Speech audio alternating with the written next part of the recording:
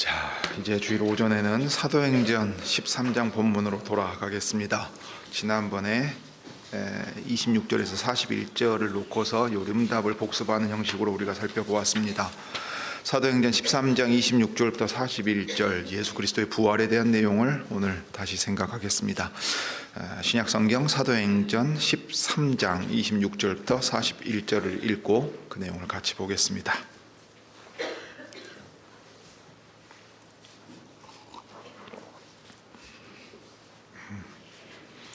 형제들, 아브라함의 후예와 너희 중 하나님을 경외하는 사람들아, 이 구원의 말씀을 우리에게 보내셨거늘 예루살렘에 사는 자들과 저희 관원들이 예수와 및 안식일마다 외우는 바 선지자들의 말을 알지 못하므로 예수를 정죄하여 선지자들의 말을 응하게 하였도다. 죽일 죄를 하나도 찾지 못하였으나 빌라도에게 죽여달라 하였으니 성경에 저를 가리켜 기록한 말씀을 다 응하게 한 것이라. 후에 나무에서 내려다가 무덤에 두었으나 하나님이 죽은 자 가운데서 저를 살리신지라. 갈릴리로부터 예루살렘에 함께 올라간 사람들에게 여러 날 보이셨으니 저희가 이제 백성 앞에 그의 증인이라. 우리도 조상들에게 주신 약속을 너희에게 전파하노니 곧 하나님이 예수를 일으키사 우리 자녀들에게 이 약속을 이루게 하셨다 함이라. 시편 둘째 편에 기록한 바와 같이 너는 내 아들이라 오늘 너를 낳았다 하셨고, 또 하나님께서 죽은 자 가운데서 저를 일으키사 다시 썩음을 당하지 않게 하실 것을 가르쳐 가라사대 내가 다윗의 거룩하고 미쁜 은사를 너희에게 주리라 하셨으니, 그러므로 또 다른 편에 일렀으되 주의 거룩한 자로 썩음을 당하지 않게 하시리라 하셨느니라. 다윗은 당시에 하나님의 뜻을 좇아 섬기다가 잠들어 그 조상들과 함께 묻혀 썩음을 당하였으되 하나님의 살리신 이는 썩음을 당하지 아니하였나니, 그러므로 형제들아 너희가 알 것은 이 사람을 힘입어 죄 사함을 너희에게 전하는 이것이며, 또 모세의 율법으로 너희가 의롭다 하심을 얻지 못하던 모든 일에도 이 사람을 힘입어 믿는 자마다 의롭다 하심을 얻는 이것이라. 그런즉 너희는 선지자들로 말씀하신 것이 너희에게 미칠까 삼가라.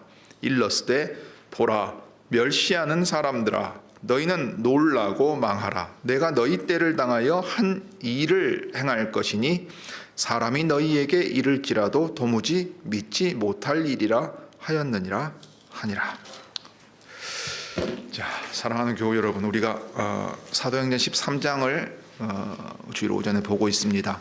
비시디아 안디옥에 바울과 바나바 일행이 이제 들어가서 안식일에 회당에 예배에 참석을 했을 때 율법과 선지자의 글을 읽고 나서 회당장이 무슨 권할 말이 있거든 하라 해서 바울이 일어나서 이제 전한 얘기입니다.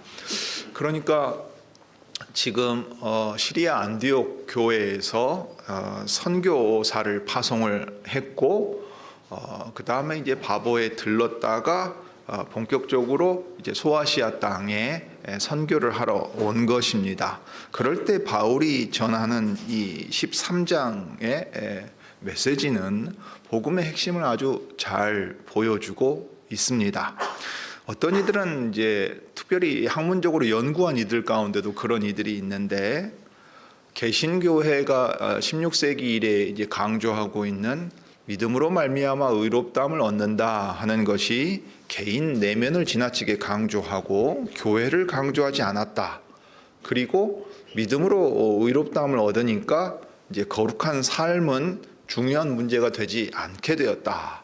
내면화되고 개인주의화되고 내세지향적인 이 신앙이 이 종교개혁의 가르침, 이신칭의에 집중한 나머지 생겼다 주장하는 이들이 있는데, 사실은 이제 매우 잘못 보는 지점이 하나가 있습니다. 지금의 현상을 놓고서 이전으로 원인을 이제 갖다 붙이는 형식이 되는데, 왜 이 말씀을 드리냐면, 바울이 이신칭의의 메시지가 하나님 나라의 메시지와 대립한다거나 선교 후기에 발전되어서 만들어낸 신학 이론이 아니라는 것을 우리가 13장에서 당장 확인할 수 있기 때문입니다. 바울의 복음은 처음부터 그 핵심이 분명하게 진행되어 있습니다. 다만 그 회중과 선교지의 상황에 따라 어떤 것이 조금 더 강조되느냐 하는 차이들을 낳고 있다는 점을 좀 생각하면 좋겠습니다. 자, 이제 13장 26절부터 41절인데 그 앞부분은 약속의 형태로 주신 구원의 말씀에 대한 내용이었습니다. 단순히 구원에 대한 구원이라고 하지 않고 구원의 말씀이라 할 때에는 구원에 대하여 선포하게 하신 내용을 말합니다. 그러니까 구원에 대하여 구원이란 이런 것이라 하고 설명하거나 진술한 내용 자체를 가리키는 게 아닙니다. 구원은 언제나 선포됩니다. 하나님께서 내가 너희를 건져내겠다 하고 선언하고 알리신다 하는 얘기입니다. 그래서 율법과 선지자를 통해서 이스라엘의 역사를 통해서 그렇게 말씀하셨고 행하셨는데, 이제 약속의 형태로 온전하고 최종적인 이 구원에 대한 약속을 주셨다 한 거예요. 그게 다윗의 씨에 대한 얘기였다는 겁니다. 그리고 예수께서 다윗의 씨로 오신 그리스도시라 하고 말을 했는데, 이제 그 약속이 어떻게 이루어져서 이 구원이 또 어떻게 이루어지는가를 분명하게 이제 바울이 선언하는 내용입니다.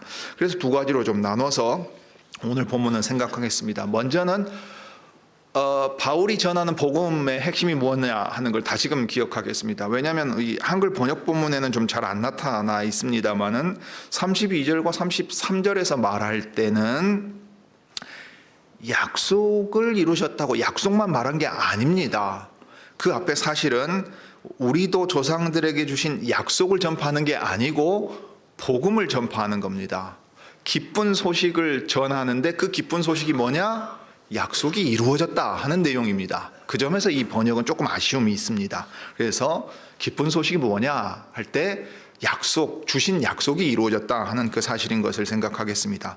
그 다음으로 이제 그러면 이 복음을 들었으면 마땅히 이 복음이 우리에게 요구하는 것은 무엇인가 하는 것이 나옵니다. 바울은 지금 그 얘기를 하고 있습니다. 복음이 그냥 선언되고 선포되면 그것이 자동적으로 어떤 효과를 낳는다고 말하지 않습니다. 그 구원의 말씀이 선포되고 약속이 이루어졌다는 복음이 선포될 때는 항상 이 복음을 받아들이라 믿음으로 부르는 이 부름과 초청이 항상 여기에 따라오게 되어 있습니다. 그런 까닭에 이 복음을 듣는 사람들이 알아야 할 것은 무엇이며 이 복음을 들었다면 무엇에 주의해야 할 것인가 바울이 말합니다. 그것을 우리가 이제 38절, 39절 또 41절의 내용까지 한번 가지고 생각해 보겠습니다. 자, 먼저 이제 바울이 말하는 기쁜 소식의 내용입니다. 놀랍게도 사도행전 13장의 이 내용은 바울이 고린도 교회에 보낸 편지에서 얘기한 내용과 정확하게 일치합니다. 고린도전서 15장에 보면 내가 먼저 받은 것을 너희에게 전하였나니, 이 건네준다는 얘기입니다. 그래서 이 복음은 듣고 받아서 그대로 전해주는 게 이제 이 교회의 사명이기도 하고 특별히 말씀을 맡은 자들의 사명이기도 합니다. 그러면 바울이 받은 복음, 그래서 그 받은 그대로 전해준 복음의 가장 핵심이 뭐냐 하면 바울이 강조할 때 성경대로 그리스도께서 우리를 위하여 죽으셨다 했습니다. 고린도전서 15장을 이제 집에 돌아가시고 한번 살펴보십시오. 제일 먼저 그 내용이 나옵니다. 그 다음에 성경대로 그리스도께서 우리를 위해 부활하셨다. 그리고 그 부활하신 그리스도께서 여러 증인들에게 나타나셨고 나도 그중 하나라 하는 얘기가 이제 고린도전서 15장에서 내가 받아 너희에게 다시 전한 복음이 이것이다 하고 말합니다. 자, 그것이 오늘 사도행전 13장에서는 이제 진술하는 형태로 선포하는 형태로 나타나 있지요. 자, 그렇다면 성경대로 그리스도께서 우리를 위하여 죽으셨고 우리를 대신하여 죽으셨다 하는 것이 어떻게 나타나 있습니까? 이게 26절부터 29절에 나오는 얘기입니다.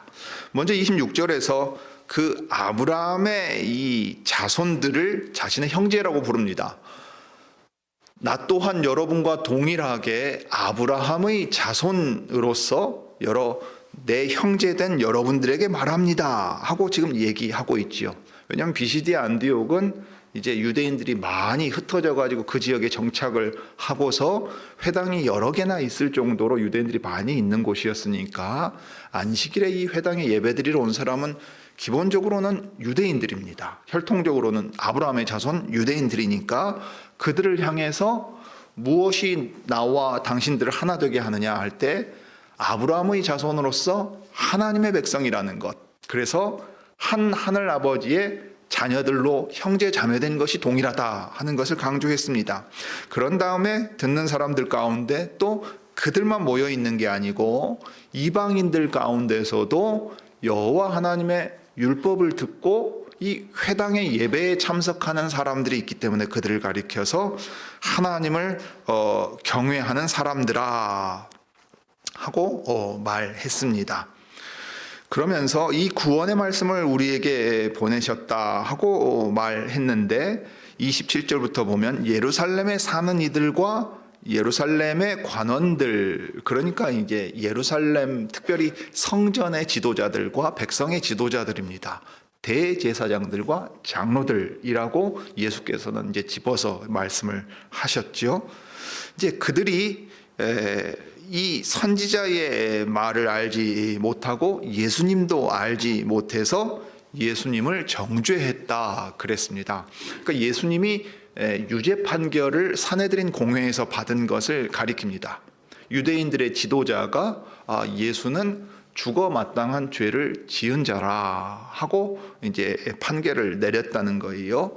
그런데 문제는 이제 사형 집행을 자신들이 할 수 없으니까 누구에게 맡겨야 합니까? 로마의 법정에서 사형을 언도받아 집행할 수 있게끔 이제 진행을 한 겁니다. 그러니까 빌라도의 재판정으로 넘기는 거고, 예수의 죄목을 무엇으로 말하냐면 율법을 폐하고 성전을 허는 모독하는 자라고 말하지 않습니다. 종교적인 죄목으로는 로마에서 법정에서 다루지 않기 때문입니다. 왜냐하면 그건 너희들 관할 소관이니까 너희들이 알아서 하거라 하고 돌려보내지요. 그런데 그렇게 하지 않고 빌라도를 압박해가지고 이제 저 예수를 사형을 내려가지고 집행을 시켜야 된다. 그럼 죄목이 결국 뭐냐? 그러면 이제 가이사에게 대한 반역의 죄목을 이제 끌어내게 만드는 겁니다. 그래서 빌라도를 이제 압박을 하지요. 군중을 뒤에서 조종해가지고 유대인의 명절에 우리로 치면 광복절 특별 사면하는 날에 바라바를 놓아주려고 하니까 예수를 놓아주려고 하니까 아니라 저 바라바를 놔주라 하고서는 예수는 반드시 죽여야 한다고 압박합니다. 그러면서 당신이 만약 예수에 대하여 사형 판결을 내려 집행하지 않는다면 당신은 가이사의 친구가 아닙니다 라고 말했어요. 아주 교묘한 발언입니다. 당신은 유대 지방에서 반란이 일어나지 않게 하라고 군정 총독으로 황제가 직파한 사람 아닙니까? 그런데 당신이 당신의 사명을 망각하고서 그런 결정을 내린다면 당신이 제 아무리 황제와 독대할 수 있는 가까운 사람이라고 해도 당신은 가이사에게 반역하는 것이요. 그 일을 우리가 가만히 두겠습니까? 당신 그렇게 하면 우리가 가이사에게까지 호소해서라도 이 일 반드시 이루어내고 말겠습니다 하고 아주 정치적으로 강하게 압박을 합니다. 그러니까 빌라도가 손을 씻으면서 나에게는 책임이 없으니까 이 피값을 너희가 맡아라 하고서는 이제 원하는 대로 해줘 버립니다. 그러니까 오늘 본문에서는 예수님을 죽인 가장 직접적인 책임이 누구에게 있느냐 하면 이 예루살렘에 사는 사람들과 특별히 예루살렘의 지도자들에게 있다 하고 얘기를 들려줍니다. 그런데 놀랍게도 그 일이 선지자들의 말을 응하게 한 것이라, 즉 선지자들이 말하여 기록한 일들을 성취한 아주 역설적인 결과가 되었다 하고 들려줍니다. 그러면서 28절, 죽일 죄를 하나도 찾지 못했으나 빌라도에게 죽여달라고 했다는 말이 방금 말씀드린 대로 유대인의 법정을 거쳐서 이 로마 법정으로 넘어가게 된 배경에 있습니다. 그런데 28절에 누가가 아주 명백한 사실을 간결하게 기록한 게 있습니다. 죽일 죄를 하나도 찾지 못했다 했습니다. 이것은 누가가 한 말이 아닙니다. 여러분, 우리 복음서를 봤을 때 기억을 떠올려 보십시오. 특별히 누가복음에 보면 나오는 말이기도 한데요. 누가 한 말입니까? 이 사람에게서는 사형에 해당하는 죄를 찾지 못하였다고 누가 말했습니까? 빌라도가 말했습니다. 그 법정의 재판장이 된 빌라도가 한 말이라고요. 그러니까 여기서 죽일 죄를 하나도 찾지 못했다, 죄 없는 의인이었다 하는 말을 빌라도가 자기 입으로 하지 않았느냐. 그런데 저 유대인의 지도자들이 저 빌라도를 정치적으로 압박해서 결국은 죽음을 끌어낸 것이라면, 의인이 죄 없이 불의한 재판정에서, 그것도 유대인의 법정과 로마인의 법정을 거쳐서, 그것도 로마의 평화가 군사와 도로와 법으로 만들어낸 평화라고 자랑한다고 치면, 사실 이 로마의 법이 인류 문화에 아주 지금도 영향을 끼치는 것이라고 하지만, 과연 그것이 공평하고 정대하게 시행된 것이겠느냐 하는 물음이 여기에 지금 깔려 있습니다. 자, 그래서 죄 없는 예수를 빌라도의 손을 빌어서 이제 죽게 만들었다 했는데, 29절 그 모든 일이 어떻게 된 일이냐 할 때 성경에 저를 가리켜 기록한 말씀을 다 응하게 한 것이라 했습니다. 죄 없는 의로운 자가 불의한 자로 취급받아서 세상의 법정에서 사형을 받음으로써 하나님의 뜻이 이루어지게 되는 이 일을 선지자들을 통해서나 성경의 기록을 통해서 하나님께서 미리 알려주셨다 하는 거예요. 그래서 29절에 보면 후에 나무에서 내려다가 무덤에 두었으나 해서, 여기 나무에 내려서 무덤에 이제 매장한 주체를 꼭 예루살렘의 지도자들인 것처럼 말했습니다. 그렇게 기록할 필요가 있지요. 왜냐하면 이때는 그 죽음이 실제로 일어난 죽음이었다는 사실을 강조해야 되기 때문입니다. 그러니까 바울이 고린도전서 15장에서 말하는 것도 동일해요. 예수님이 실제로 돌아가셨다는 거예요. 무덤에 묻히는 것까지, 장사되는 것까지 하면 실제로 그 사람이 죽은 겁니다. 가사 상태에 빠졌다가 그냥 일어나는 게 아니라 이 말이죠. 그렇지만 이제 무덤에 매장할 때는 아리마대 요셉과 나다나엘이 이제 관여하는 것을 우리가 복음서의 기록을 보면 알 수 있습니다. 그런데 이제 이렇게 기록한 것은 방금 말씀드린 대로 예루살렘의 지도자들이 예수님을 체포해서 매장하는 데 있어서까지 주도적으로 역할을 한 사람이라 하는 것을 이제 강조하기 위해서 이렇게 기록을 했습니다. 자, 그래서 그리스도의 죽음이 성경대로 하나님께서 말씀하신 대로 이루어진 일이라. 즉 하나님께서는 예루살렘의 지도자들과 예루살렘 사람들이 예수님도 알지 못하고 자신들이 매 안식일마다 낭독하고 안다고 생각하는 그 율법과 선지자들의 글도 알지 못했다. 그러니까 전체적으로는 성경도 알지 못하고 예수님도 알지 못해서 오히려 무지함 가운데 하나님의 뜻을 성취하는 자리에 이르렀다 하고 들려줍니다. 그런데 이제 이것이 다가 아니지요. 예수께서 죽고 끝나버리면 그저 억울한 죽음으로 그치는 겁니다. 그런데 세상의 법정에서는 오판이 있을 수 있어요. 사실관계에 대한 판단이 잘못되어 있을 수도 있고, 이 심지어는 사법부까지도 정치적인 영향력 아래에 있어 가지고서 소위 말하는 사법살인도 저지르는 일이 우리 현대에 있었던 일 아니겠습니까?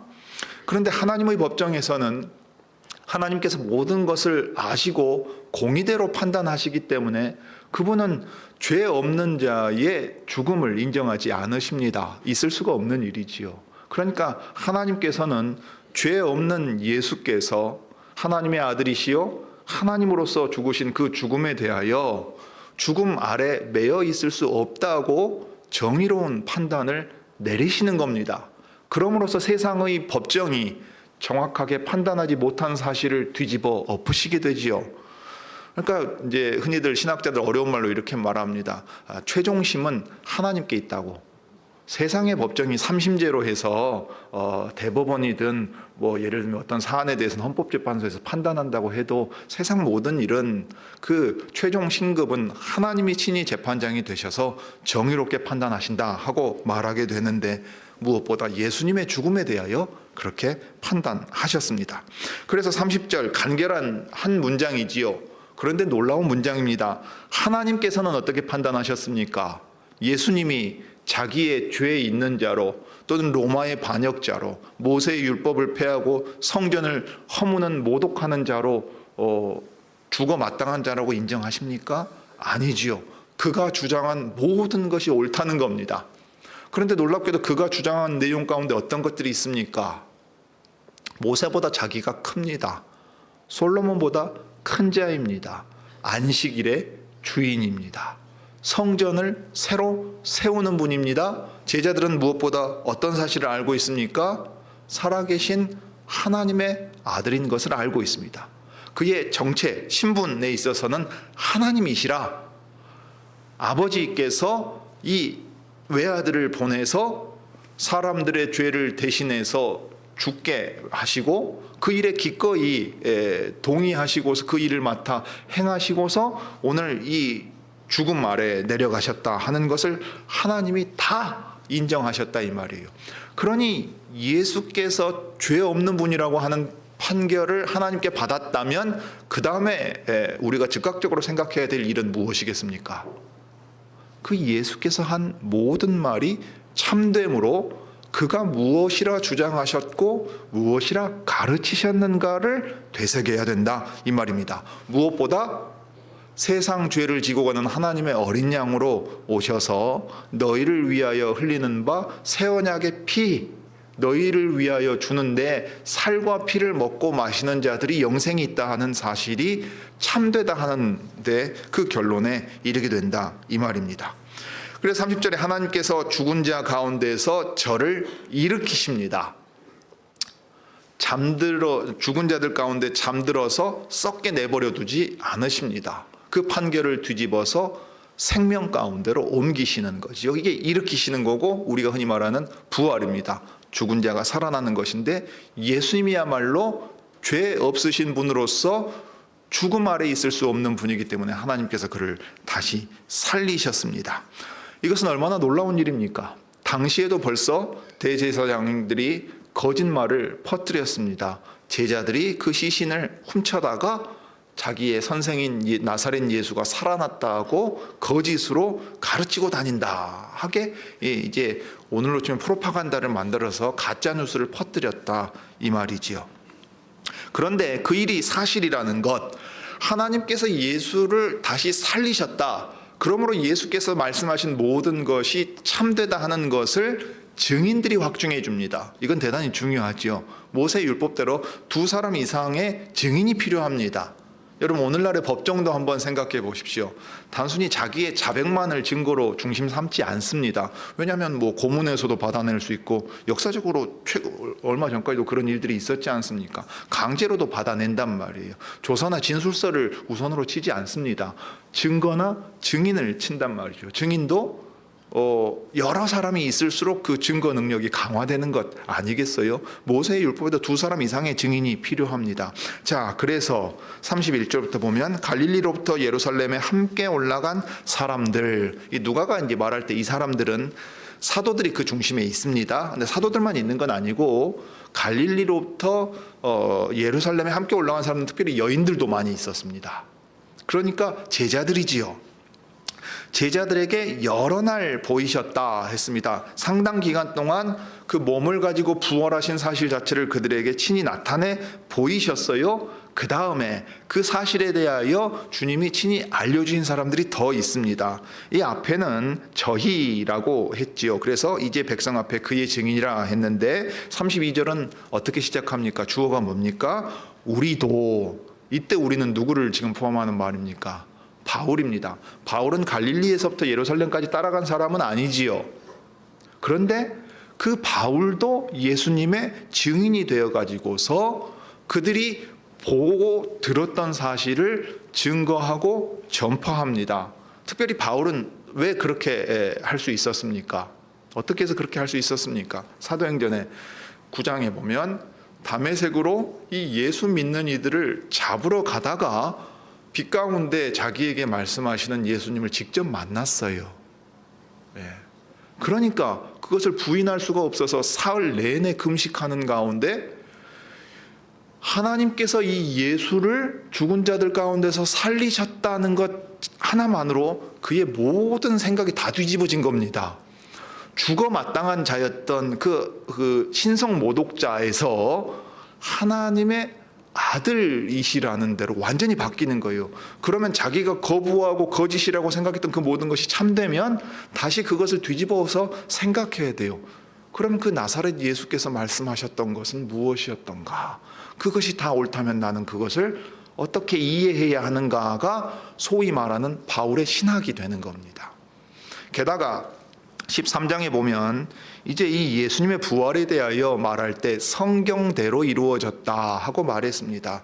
그러면서 바울은 지금 물론 이제 시간이 꽤 지나긴 했습니다. 바울의 생각이 매우 깊어졌을 거예요. 다소에서 기다리는 시간도 포함하면은 뭐 10년 이상의 시간이 성숙해질 수 있는 시간이 있었는데 그때 결국 그가 가지게 된 생각은 뭐냐면 이 성경대로라는 말, 바울이 이 바리새인 중에 바리새인으로서 베냐민 지파 출생이자 또 율법에 능통한 사람이었고 헬라 세계의 문화에도 능통한 사람 아니었습니까?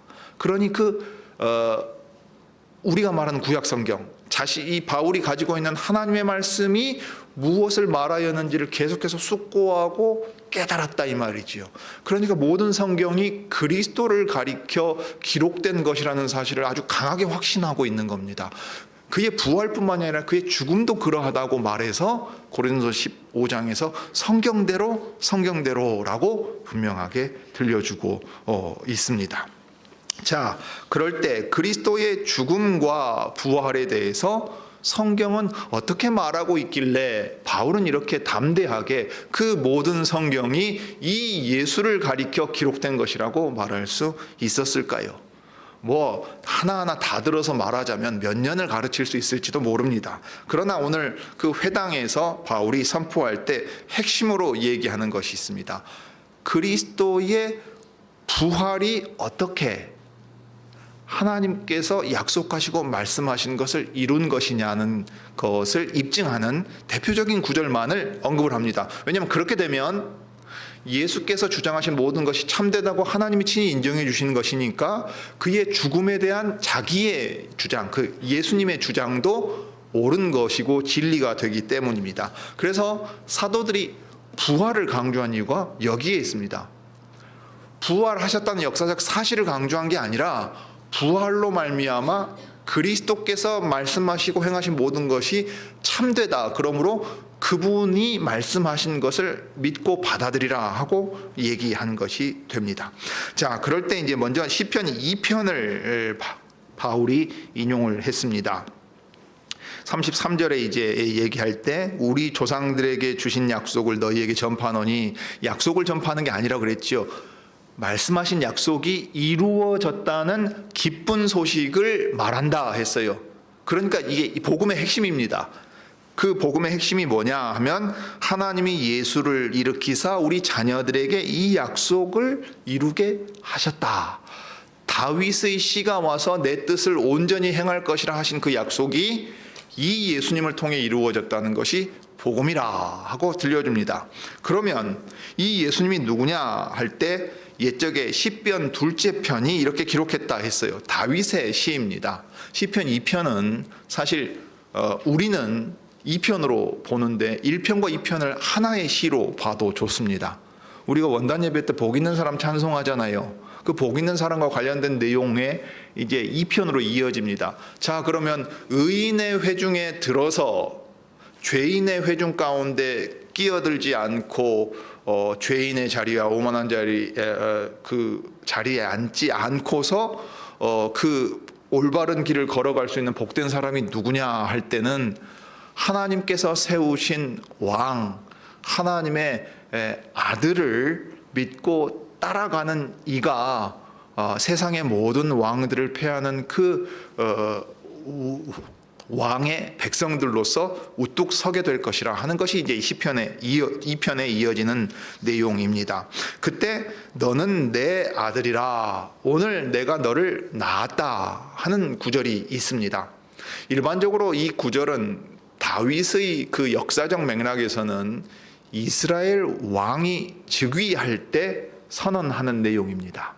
여기 오늘날 내가 너를 낳았다, 오늘 내가 너를 낳았다 하는 말은 이스라엘의 왕이 서게 될 때에 하나님께서 자기 아들로 입양하셔가지고서 이 왕이 내 아들이니까 너희의 왕으로서 이제 너희를 통치할 거다, 나를 대신하여 통치할 거다 하고 선언하게 된다 이 말이죠. 그런데 한번 생각해 보십시오. 이 왕은 어떻게 됩니까? 다윗이 왕이 되면 다윗이 죽지 않고 영원히 살아서 그 왕직을 계속 수행할 수 있습니까? 그럴 수 없지요. 나이 많아 늙어 다윗은 죽었고 그 아들 솔로몬이 왕이 되었습니다. 그러면 그 다음은 또 어떻게 되었습니까? 솔로몬의 우상 숭배 가운데에서 북왕국 이스라엘과 남왕국 유다로 분열되게 되고 북왕국이 먼저 멸망하고 남왕국 유다가 나중에 이제 또 망합니다. 다윗의 왕조가 폐하여지고 나라가 없어진 것처럼 보입니다. 그러면 내 아들 내 왕을 세워서 너희를 통치하겠다 하고는 하나님의 뜻이 폐하여진 겁니까? 그렇지 않지요. 다윗의 씨를 통하여 내 뜻을 완전히 행하겠다 말씀하셨을 때 결국 다윗의 씨 가운데에서 이새의 뿌리가 되는 이가 나온다. 놀라운 얘기예요. 왜냐하면 이새는 다윗의 아버지 아닙니까? 예. 다윗의 씨라는 말은 이새의 후손이라는 말도 돼요. 근데 어떻게 그가 이새의 뿌리가 됩니까? 이게 이사야 선지자가 얘기하는 아주 놀라운 얘기입니다.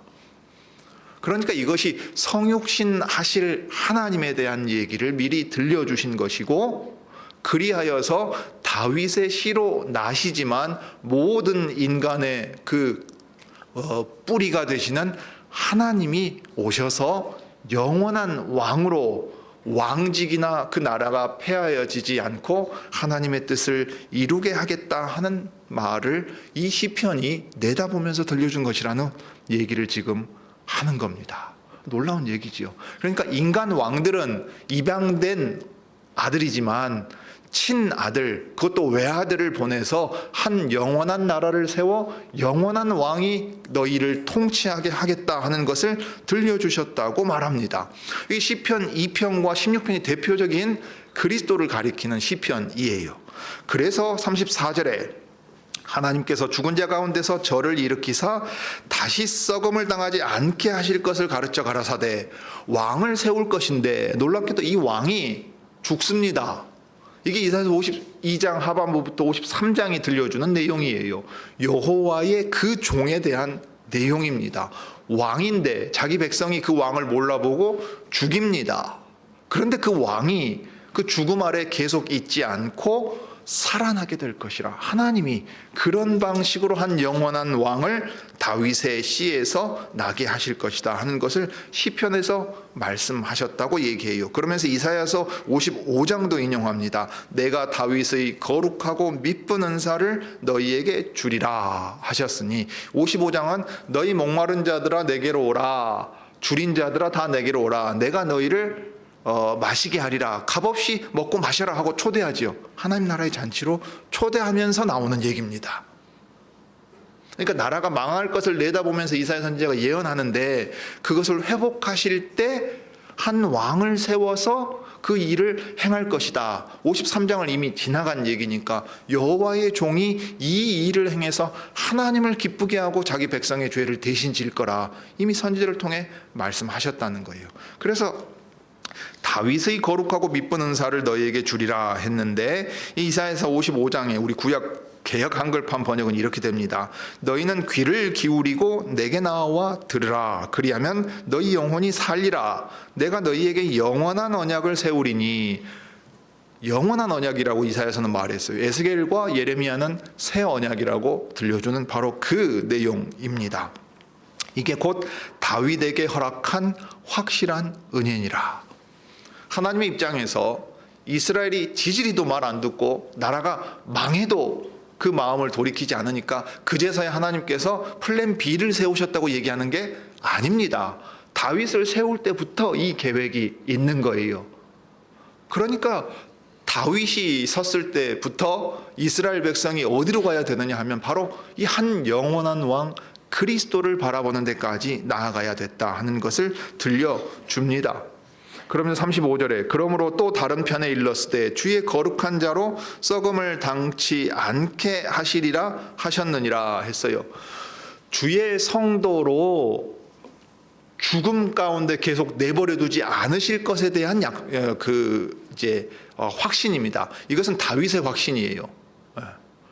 내가 여호와 하나님을 믿고 죽는다면 죽고 끝이 아니라는 거예요. 그러니까 부활에 대한 믿음이 여기에 있습니다. 어떤 학자들은 이 부활이 제2성전기 한참 후대에나 등장하는 거라고 말하는데 천만의 말씀이에요. 이 부활은 어떤 의미에서 논리적인 당연함입니다. 왜요? 의로운 자는 죽음 아래 매여 있을 수 없기 때문에 죽음 아래 계속 두지 않고 다시 살리실 것에 대한 믿음이 반드시 있게 된다고요. 다윗이 시편 16편에서 그것을 말했습니다. 그런데 그때는 자기와 구약시대의 성도에 대한 내용이었어요. 그런데 하나님의 백성이 썩음을 당하지 않게, 그래서 죽음에 매여 있지 않게 하기 위해서는 죽음이 지배하지 않게 만들어야 될 것 아닙니까? 죄가 다스리는 세상에 참된 구원이 들어와야 될 것 아닙니까?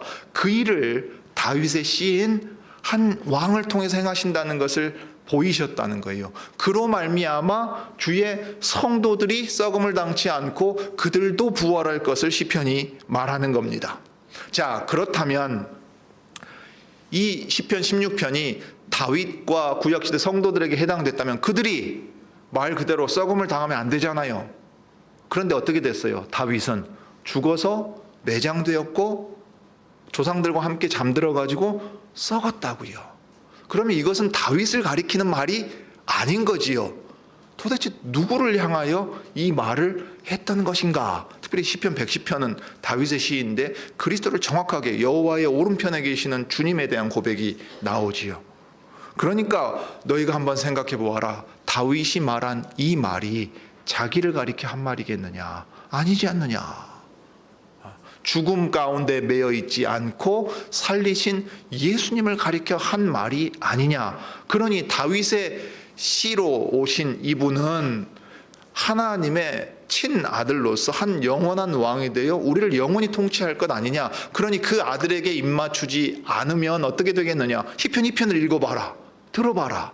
여러분 시편 2편이 이 여호와께서 세우신 아드님 이 왕이 어떻게 합니까? 쇠몽둥이를 가지고 다니면서 세상의 모든 왕들을 패합니다. 모든 왕들이 자기의 면류관을 내려놓고 이 왕 앞에 엎드리게 만듭니다. 그래서 그를 믿고 영접하는 자들에게는 하나님의 아들과 딸이 되는 권세를 주셨다고 우리가 요한복음 1장에서 얘기하고 있는 것을 들었습니다. 하나님의 자녀로 입양해 주시는 그 언약 관계 안으로 불러들이십니다. 바로 이것이 이루어졌다고 얘기합니다. 그리고 이 언약의 약속이 이스라엘 사람들에게 먼저 주어졌습니다. 그런데 동시에 누구에게도 주어집니까? 회중 가운데 누가 있었습니까? 하나님을 경외하는 사람들, 곧 유대인의 혈통이 아니면서도 이방인이면서도 이 여호와를 사랑하여 여호와 앞에 나와 예배하려는 모든 자들도 하나님이 이제 이 기쁘게 받아주신다 하는 것을 바울이 말합니다. 이 복음 앞에서, 예수 그리스도의 복음 앞에서는 유대인이나 이방인이나 부요한 자나 가난한 자나 사회적인 신분이나 학식이 아무런 의미가 없다 하고 선언합니다. 그래서 이것이 너희에게, 우리 모두에게 기쁜 소식이라고 바울이 얘기했습니다. 자, 그러면 우리가 알아야 할 것은 무엇인가? 시간이 허락하는 한도에서 보고 혹 부족하면 다음번에 더 보시지요. 자, 여기서 이제 중요한 내용을 사도 바울이 이제 결론으로 38, 39절에서 말합니다. 자, 이것이 복음이라면 너희는 어떠해야 되겠느냐? 이 기쁜 소식을 들었다면 어떻게 반응해야 되느냐 할 때, 그러므로 형제들아 너희가 알 것은, 이렇게 표현할 수도 있겠죠. 오순절식으로 표현하면 너희는 알라, 이것을 알라 하면서 이제 전하는 내용입니다. 이 사람을 힘입어 죄 사함을 너희에게 전한다는 것이래요. 죄 사함이라는 것, 이 사한다 하는 말은 권세 있는 자가 용서해 줄 때 사용합니다. 하나님께서 우리의 죄를 용서할 때는 이 사한다는 말을 쓰면 참 좋습니다. 다만 이제 이 한자를 쓰는 게 오늘날은 익숙하지가 않을 거예요.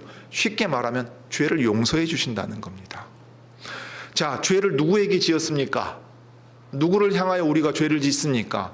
하나님을 향하여, 창조주 하나님을 향하여 이 죄를 지었는데 그분이 우리에게 뭐라고 말씀하세요? 너희의 죄를 내가 용서한다. 그러니 돌아오라 하고 말씀하세요.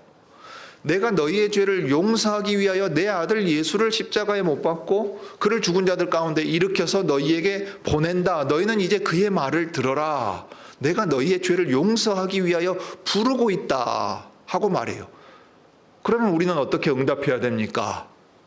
이 예수님 앞에서 나의 죄를, 우리의 죄를 대신 지고 죽으신 분이라고 고백하면서 어찌 우리를 그리스도를 주셔서 하나님의 자녀 삼아 주십니까? 하고 엎드리며 나아가야 마땅하다고 믿음으로 그분의 왕되심을 고백하며 나아오라 할 때 아멘으로 응답하며 나아가는 것이 마땅한 것 아니겠냐 이 말입니다. 값없이 주시는 죄 용서를 너희도 받으라 하고 지금 주님이 말씀의 사역자를 통해 여러분을 부르고 계시는 것입니다. 또한 39절에 모세의 율법으로 너희가 의롭다 하심을 얻지 못하는 모든 일에도 이 사람을 힘입어 믿는 자마다 의롭다 하심을 얻는 이것이라. 자, 대표적으로 모세의 율법을 따라 의롭다 하심을 얻지 못하던 사람들이 있었죠. 어떤 사람들입니까? 모세의 율법대로라면 이방인들은 하나님의 백성의 총회에 들어오지 못합니다. 신체에 장애가 있던 사람들도 못 들어갑니다. 그러니까 어떤 경계가 명확하게 그어져 있어서 결코 이 의롭다는 범주 안으로 들어갈 수 없었어요. 그 다음에 모세의 율법이 있고 제사제도와 수많은 것들이 있었음에도 불구하고 그것으로 온전히 의롭다함을 받지 못하는 것이 무엇입니까? 죄가 완전히 용서받지 못했다. 그러니까 제사제도로는 우리의 죄를 완전히 해결하지 못한다는 사실을 우리가 어디서 알 수 있어요? 제사장이 죽습니다. 제사장이 바뀝니다. 그 다음에 짐승으로 드리지만 속죄 제사가 1년에 한 차례 백성 전체의 죄를 대표한다 그럴 때 해마다 드려야 되잖아요. 그러니까 해결이 안 됐다는 얘기입니다. 그러니까 모세 율법 아래서 행하던 모든 일들은 그 자체로 효과가 있는 게 아니라 무엇을 가리켜 보여주던 것이라고 얘기했다는 것이요. 그러니 모세의 율법만으로는 우리의 마음 자체를 변화시킬 수가 없습니다. 그러니까 역설적으로 율법이 의로운 것인데 율법이 하는 역할은 뭐가 돼버렸습니까? 정죄하는 역할밖에 안 된 거예요. 우리의 마음 자체를 바꿀 수가 없으니까. 그러면 새 언약이 주는 약속은 무엇입니까? 우리의 육신이 부패하고 연약하여 이 율법을 지킬 수 없던 그것을 우리의 새 영혼과 새 마음을 주셔서 변화시킴으로써 율법을 온전히 이룰 수 있게 바꾸시는 그것이 이 새 언약의 약속이 됩니다. 그래서 예수 그리스도를 믿는 자마다 하나님의 의로운 백성이 된다고 말합니다. 그렇게 되면 율법이나 제사제도나 성전이 필요하지 않습니다. 할례도 필요하지 않습니다. 다른 모든 제도와 의식들이 이제 그 목적지에 도달해 가지고 사라집니다. 오직 무엇만이 남습니까? 우리의 구원자이신 예수를 그리스도로 받아들이느냐 그렇지 않느냐 하는 것이 남아 있습니다. 그러니까 사도들이 전해야 할 중요한 복음의 핵심은 죄사함을 얻게 하는 회개의 세례인데 그 죄 용서가 이 예수님을 믿음으로써 이루어진다 하는 사실을 보이는 거예요.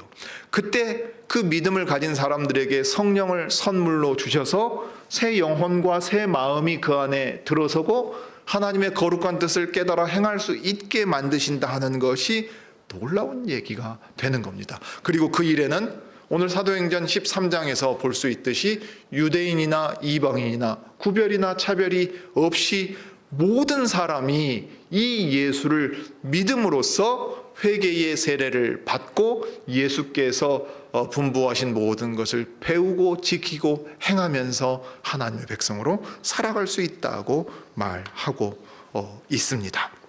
자, 마지막으로 하나 더 이제 좀 보시지요. 이게 따로 다룰 만큼 아주 중요한 내용인데, 여러분, 그렇지만 이 복음의 부름 앞에 모든 사람이 응답하지 않습니다.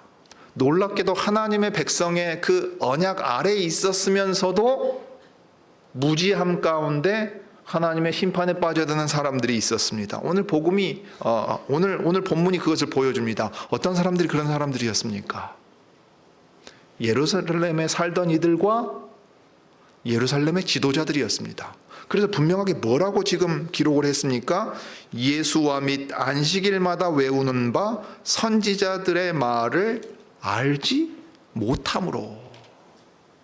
놀라운 얘기 아닙니까? 여러분, 율법을 누가 제일 잘합니까? 대제사장들과 율법 선생들이라고요.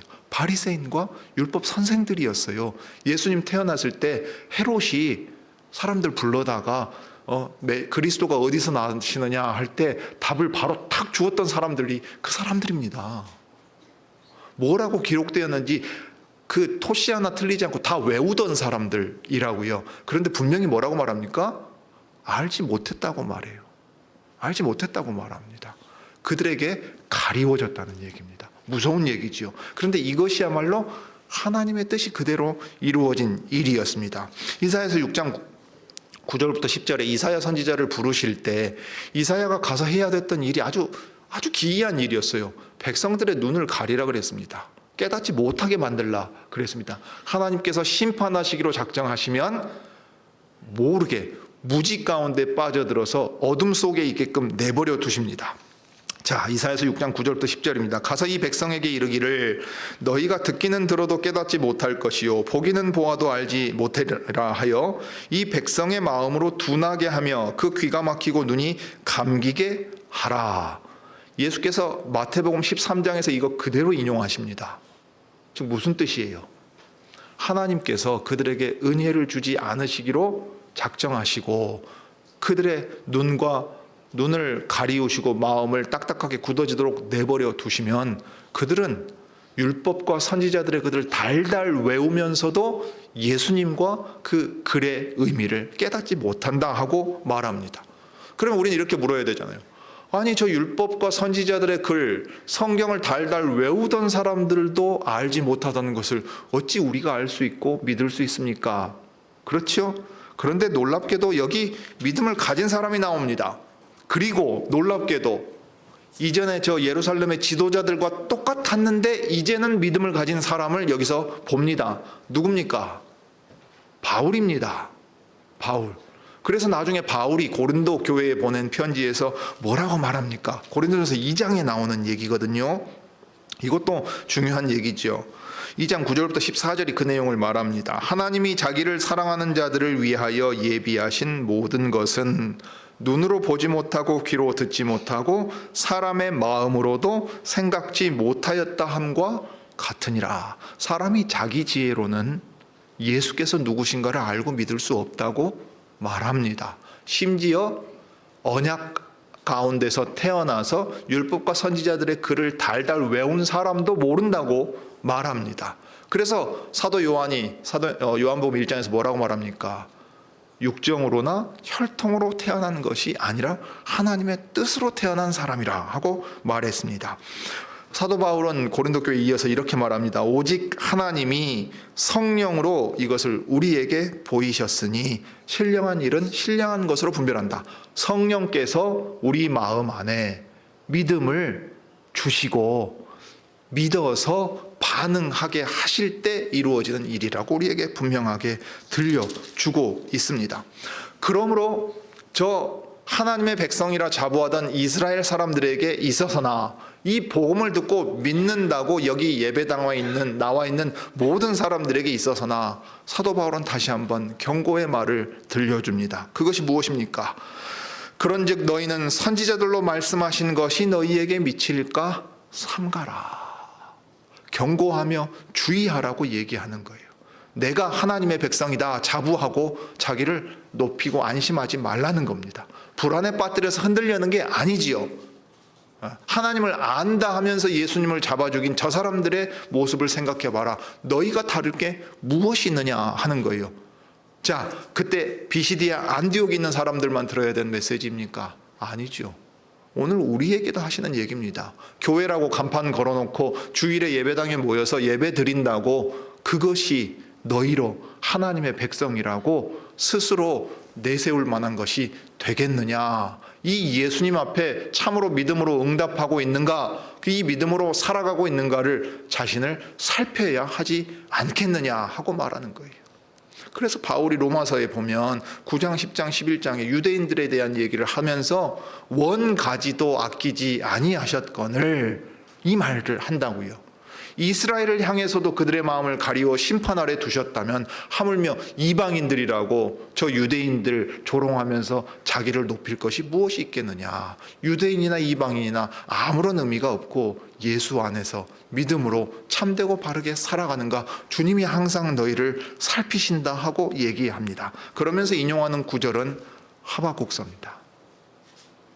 갈대아 사람의 군대를 보내서 너희에게 크고 두려운 날이 임하게 될 거라 하는 심판의 메시지를 말할 때 그 메시지를 인용하면서 얘기한다고요. 하나님의 심판이 옛적에 저 이스라엘 사람들에게만 임한 것이라고 생각하지 말아라.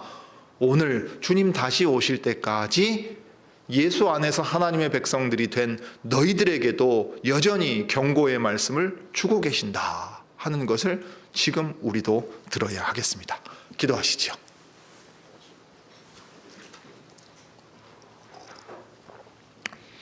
거룩하신 하나님, 또 자비로우신 아버지, 오늘 주 예수께서 하나님의 외아들로서 참으로 자기 백성의 죄를 대신 지고 주구사 이제 그 죄인들이 하나님의 백성이 되고 하나님의 아들, 딸이 되어서 하나님의 모든 좋은 것들을 물려받아 그 나라를 다스리는 일에 함께할 수 있게 해주심을 감사드립니다. 그러므로 이 복음은 우리 내면 안에 우리의 감정과 관련된 그것으로 국한될 것이 아니요 죽어서 천당 간다고 하는 내세의 이야기도 아닙니다. 천지를 창조하신 하나님께서 이 예수님의 나라를 이 땅에 세우셔서 세상 끝날까지 그 나라를 온전히 이루어 가신다 하는 놀라운 이야기인데 그 일을 우리를 새롭게 만드시고 부활한 생명 가운데 살게 하심으로써 그리스도의 몸인 교회를 이루고 그 나라의 백성으로 살게 하셔서 이루어 가시는 것을 주님 저희가 복음으로써 듣고 또 고백합니다. 이 복음의 내용을 더 잘 깨닫고 그리하여 교회가 이 복음에 합당한 곳으로 점점 더 자라갈 수 있게 하시고 또 이 복음을 즐거워하고 자랑하는 가운데 주님 주께서 주시는 기회대로 우리의 가족과 이웃과 친지들과 우리가 만나는 이들에게 값없이 주시는 죄 용서함의 복음을 우리도 전할 수 있게 주님의 은혜로 함께해 주시기를 구합니다. 무엇보다 주님의 교회가 이 은혜의 복음을 세상 주님 다시 오실 때까지 항상 증거할 수 있게 주님 도와주옵소서. 주 예수님의 이름으로 기도드립니다.